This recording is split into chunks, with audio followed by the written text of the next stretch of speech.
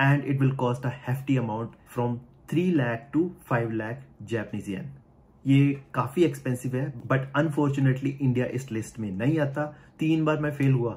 सिर्फ जब मैंने ड्राइविंग लाइसेंस रिन्यूअल की एक वीडियो पोस्ट करी थी तो मेरे को इंस्टाग्राम पे किसी ने मैसेज किया और पूछा कि नया ड्राइविंग लाइसेंस बनवाने का क्या प्रोसेस है, और रिक्वेस्ट करी कि एक वीडियो बनाई जाए क्योंकि वो अभी रिसेंटली जापान मूव हुआ है and he wanted to have a driving licence. Hello everyone, Sat Sri Akal, I hope you all are doing good. तो आज की इस वीडियो में आपके साथ शेयर करूंगा जापान के अंदर आप ड्राइविंग लाइसेंस कैसे बनवा सकते हो, उसका एंटायर प्रोसेस। और इसके साथ ही मैं बात करूंगा ड्राइविंग लाइसेंस बनवाने की। जब मैंने बनवाया था आज से 6 साल पहले, मेरे को क्या क्या डिफिकल्टीज आई थी and how did I overcome. सबसे पहले बात करते हैं कि आपके पास ड्राइविंग लाइसेंस क्यों होना चाहिए। देखो, अगर आप जापान के बड़े शहर लाइक टोक्यो या इसके जीटीए में रहते हो, या फिर और बड़े शहरों में लाइक ओसाका, सप्पोरो, नागोया, ऐसे बड़े शहरों में रहते हैं, तो आपको डे टू डे लाइफ के लिए ड्राइविंग लाइसेंस या कार की कोई जरूरत नहीं है, क्योंकि यहाँ का जो पब्लिक ट्रांसपोर्ट है वो बहुत ही बढ़िया है। But there are a few reasons that you should have a driving licence. For example, अगर आपने कैंपिंग के लिए जाना है या फिर बाहर ट्रैवल करना है बड़ी सिटीज से, शॉपिंग करनी है लाइक कोस्को या नितोरी से, या फिर आपने अपने फैमिली और फ्रेंड्स को एयरपोर्ट से पिक या ड्रॉप करना है, जो कि टैक्सी से बहुत चीप है। बेसिकली आपके पास कार हो या ना हो, बट लाइसेंस जरूर होना चाहिए। Now let's talk about the options to get a driving licence. सबसे पहला ऑप्शन, अगर आप बिगिनर हैं तो अपने एरिया के किसी भी ड्राइविंग स्कूल में जाइए। वहां पे वो आपको पूरा प्रैक्टिकल सिखाएंगे कि कैसे आपने ड्राइव करनी है, और आपने जब आप ट्रेन हो जाओगे then they will support you in the application process and it will cost a hefty amount from 3 lakh to 5 lakh Japanese yen. ये काफी एक्सपेंसिव है, बट अगर आपने कभी भी अपनी होम कंट्री में ड्राइविंग नहीं करी तो this is the only option for you to get a driving licence in Japan. दूसरा ऑप्शन, अगर आप अपनी होम कंट्री में ड्राइव करते थे and you have a valid driving licence, you can simply convert that driving licence into a Japanese driving licence. एक और option है, आप अपनी होम कंट्री से इंटरनेशनल ड्राइविंग परमिट भी इश्यू करवा सकते हैं, जो जापान के अंदर 1 ईयर के लिए वैलिड होता है। 1 ईयर के बाद जब वो एक्सपायर हो जाएगा, again you have to convert your licence into Japanese licence. उसका प्रोसेस सेम रहेगा जो कन्वर्ट करने का है। जापान का कुछ कंट्रीज के साथ बायलैटरल अग्रीमेंट है, जो कंट्रीज की लिस्ट अभी स्क्रीन पे आ रही है। इन कंट्रीज का अगर आपके पास वैलिड ड्राइविंग लाइसेंस है तो आपको कोई भी किसी तरह का टेस्ट देने की जरूरत नहीं है। Simply you can get a Japanese driving licence which is really good. But unfortunately India इस लिस्ट में नहीं आता, तो हमें अपना लाइसेंस कन्वर्ट करवाना पड़ेगा। Now let's talk about how you can convert your licence to a Japanese driving licence. सबसे पहले बात करते हैं एलिजिबिलिटी क्राइटेरिया की। वैलिड ड्राइविंग लाइसेंस होना चाहिए अपनी कंट्री का।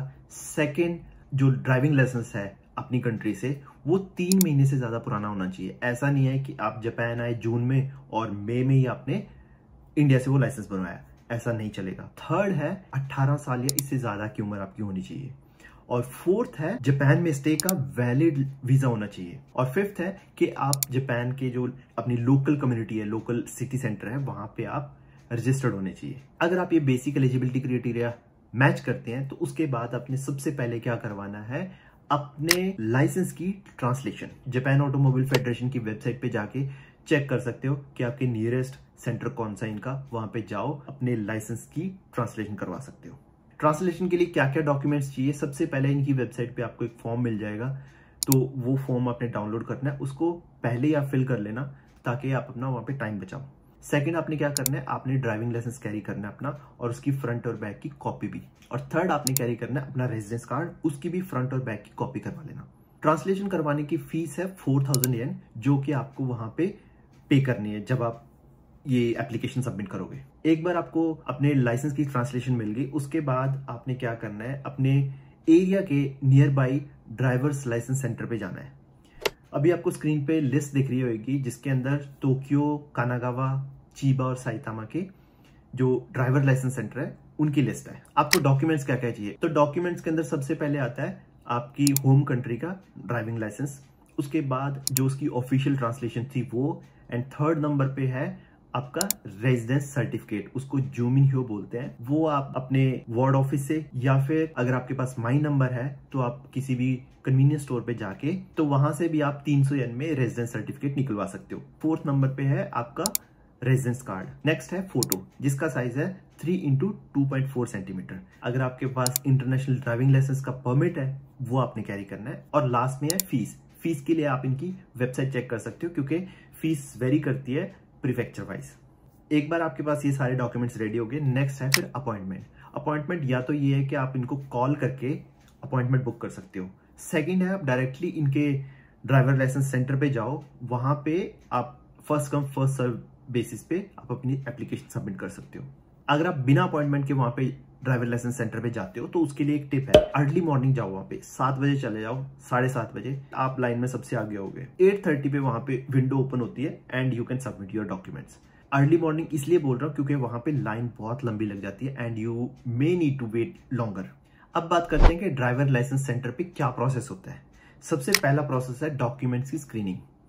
जब आप वहां पे अपने डॉक्यूमेंट्स उनको सबमिट करते हो तो वो आपके एक एक डॉक्यूमेंट को चेक करते हैं कि आप एक्चुअली एलिजिबल हो या नहीं। अगर उनको कोई डाउट या क्वेश्चन होता है they can ask you, specially आपके ड्राइवर लाइसेंस से रिलेटेड। मेरे केस में क्या हुआ था, मेरा जो ड्राइविंग लाइसेंस है वो 35 ईयर्स का था। तो ऑफिसर ने बोला कि भाई इंडिया में जो ड्राइवर्स लाइसेंस है वो मैक्सिमम वैलिड होता है 20 साल के लिए, आपका ये 35 साल के लिए कैसे है। तो मैंने उसको बोला कि भाई देखो जी मेरे पास यही है और ये जेन्युइन है। तो कहते ठीक है, अगर ये जेन्युइन है तो इसको प्रूव करने के लिए आप सिंपली क्या करो, अपनी एम्बेसी जाओ, इंडियन एम्बेसी, वहां पे इसको अटेस्ट करवा के ले आओ और वी विल एक्सेप्ट दैट। मैंने इंडियन एम्बेसी से अटेस्ट करवाया और सबमिट कर दिया एंड दैट्स इट। आजकल क्या है, ऑनलाइन भी इंडियन लाइसेंस का आप स्टेटस चेक कर सकते हो, सिंपली दिखा सकते हो कि ये देखो ये वैलिड लाइसेंस है। अगर आपके सारे डॉक्यूमेंट करेक्ट है तो उस केस में आपको एक फॉर्म फिल करने को बोलेंगे और उसके अंदर मैं एक आपको टिप देना चाहूंगा। टिप ये है कि भाई हमेशा ऑटोमेटिक ऑप्शन सेलेक्ट करना। मैंने मैनुअल ट्रांसमिशन का ऑप्शन सेलेक्ट किया था और वो मेरी सबसे बड़ी गलती थी। 3 बार मैं फेल हुआ सिर्फ गियर शिफ्टिंग की वजह से, क्योंकि वहां पे जो ट्रैक है वो काफी कॉम्प्लिकेटेड था और गियर शिफ्टिंग की वजह से ही 3 बार मैं फेल हुआ। तो मैं यहाँ इस बात पे स्ट्रेस देना चाहूंगा कि हमेशा ऑटोमेटिक ऑप्शन सेलेक्ट करना। जब आपने वो फॉर्म फिल कर दिया उसके बाद आपका ट्रैफिक रेगुलेशन से रिलेटेड एक रिटन टेस्ट होता है। उस टेस्ट के अंदर बेसिकली क्या है कि जापान के ट्रैफिक रूल है। जापान और इंडिया के ट्रैफिक रूल ऑलमोस्ट सेम है, तो ये हमारे लिए बहुत ही बड़ा बेनिफिट है। आप इसकी इंफॉर्मेशन देख सकते हो इनकी वेबसाइट पे भी, ऑफिशियल वेबसाइट पे आपको मिल जाएगा कि किस किस तरह के क्वेश्चन आते हैं और क्या उनके आंसर है। बहुत सिंपल है, 10 क्वेश्चन होंगे और 10 मिनट का टाइम है, 7 करेक्ट करने हैं टेस्ट पास करने के लिए। नेक्स्ट है आपका आई टेस्ट। सेम डे ही होता है ये आपका रिटन टेस्ट और आई टेस्ट, ये दोनों सेम डे हो जाएंगे। अगर आपका सारा प्रोसेस ये स्मूथली हो गया उसके बाद जो सबसे मेन है वो है आपका प्रैक्टिकल ड्राइविंग टेस्ट। और इस टेस्ट की अपॉइंटमेंट यूजुअली आपको जिस दिन आप ये डॉक्यूमेंट सारे सबमिट करते हो उससे 2 या 3 हफ्ते बाद की मिलती है। सेम डे अपॉइंटमेंट मिलना बहुत मुश्किल है। तो इस टेस्ट में बेसिकली क्या होता है, आपको कार ड्राइव करनी है एक डिसाइडेड ट्रैक पे जो उस सेंटर के अंदर ही बना हुआ है। जब एग्जामिनर आपको कीज थमा देता है कार की, वहां से आपका टेस्ट स्टार्ट हो जाता है और वो छोटे छोटे पॉइंट नोटिस करते हैं, आपकी हर एक मूवमेंट, आईज की मूवमेंट तक नोटिस करते हो। तो इस चीज का बहुत ध्यान रखना है। फॉर एग्जाम्पल, आप कार के अंदर कैसे एंटर करते हो, आपने पहले कार के चारों तरफ देखा, नीचे देखा कि नहीं कोई बच्चा तो नहीं है या फिर कोई पेट तो नहीं बैठा। सेकेंडली, आप फॉर एग्जाम्पल कार का डोर ओपन करते हो, वो कैसे करते हो, आपने लेफ्ट राइट देखा है कि नहीं कोई व्हीकल तो नहीं आ रहा या ऐसे डायरेक्टली डोर ओपन कर दिया। फिर कार के अंदर एंटर हुए, आपने मिरर, बैक मिरर सेट किया कि नहीं, कैसे आप कार स्टार्ट करते हो, वो हर एक छोटी छोटी चीजें नोटिस करते हैं। और उसके बाद ऑब्वियसली आपको सारे ट्रैफिक रूल फॉलो करने हैं सेफ्टी के साथ। तो ये काफी ट्रिकी टेस्ट है और बहुत सारे लोग फेल होते हैं। इस टेस्ट को जल्दी पास करने के लिए मैं आपको एक टिप देना चाहूंगा। फॉर एग्जाम्पल, फुतामातागावा जो कानागावा के अंदर ड्राइवर्स लाइसेंस सेंटर है, वहां पे आप प्रैक्टिस क्लासेस ले सकते हो जिसमें आपको सेम ट्रैक के ऊपर पूरा वो आपके साथ बैठेंगे, आपको ड्राइव करवाएंगे। एक क्लास के अंदर आई थिंक 3 से 4 राउंड लगवा देते हैं, एक एक चीज बताते हैं बारीकी से कि आपने यहाँ पे कैसे टर्न लेना है, कैसे आपने लेन चेंज करनी है, सब कुछ बताते हैं। तो मैं ये प्रैक्टिस क्लास हाईली रिकमेंड करूंगा। और एक बात है कि ये क्लास फ्री नहीं है, इसके चार्जेस होते हैं, वो इनकी आप वेबसाइट पे चेक कर सकते हो या फिर जब आप ये डॉक्यूमेंट सबमिट करने जाओ सेम डे आप वहां पे पता कर सकते हो। अब बात करते हैं ओवरऑल फीस की जब आप अपना लाइसेंस कन्वर्ट करवाते हो। देखो इसमें अलग अलग कंपोनेंट्स है। सबसे पहले जब आप एप्लीकेशन सबमिट करते हो तो उसकी फीस है। उसके बाद जो आप ये ड्राइविंग टेस्ट देते हो फिजिकल, उसकी फीस है। अगर आप फेल करते हो, दोबारा आपने टेस्ट देना है तो दोबारा आपको फीस पे करनी पड़ेगी। और लास्ट में आता है इश्यूएंस फी।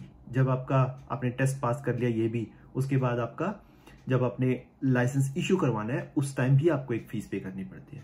तो ओवरऑल आप इसकी फीस चेक कर सकते हो इनकी वेबसाइट पे, वहां पे आपको डिटेल में इंफॉर्मेशन मिल जाएगी। बेस्ट केस सिनेरियो के अंदर आप अपना ड्राइविंग लाइसेंस 3 हफ्ते से लेके 2 महीने के अंदर ले सकते हो। और इसमें फीस जो आपकी लगेगी वो 10,000 से लेके 20,000 येन तक है। देखो बहुत सस्ता है ये अगर हम कंपैरिजन करें स्क्रैच से लाइसेंस लेने की, जिसकी एवरेज फीस 4 लाख है। तो ये था जी entire process of getting our driving licence in Japan. देखो ये टाइम टेकिंग प्रोसेस है और कई बार आप फ्रस्ट्रेट भी हो जाते हो जब आप ये टेस्ट बार बार फेल करते हो। मेरे केस में जब मेरा तीसरी बार भी फेल हो गया था, आई वॉज रियली फ्रस्ट्रेटेड और लग रहा था कि क्या कर रहा हूं मैं, it's better not to do, but it's really worth. मैंने कुछ इंपॉर्टेंट लिंक्स डिस्क्रिप्शन में डाले जो आप जाके चेक कर सकते हो। कमेंट्स में मेरे को बताना कि आपको कैसा लगा जापान का ड्राइविंग लाइसेंस का प्रोसेस। आई होप आज की वीडियो में आपने कुछ नया सीखा हो, आपको कुछ नया पता चला हो जापान के बारे में। प्लीज लाइक एंड शेयर करना इस वीडियो को ताकि ये इन्फॉर्मेशन और लोगों के साथ भी पहुंच जाए।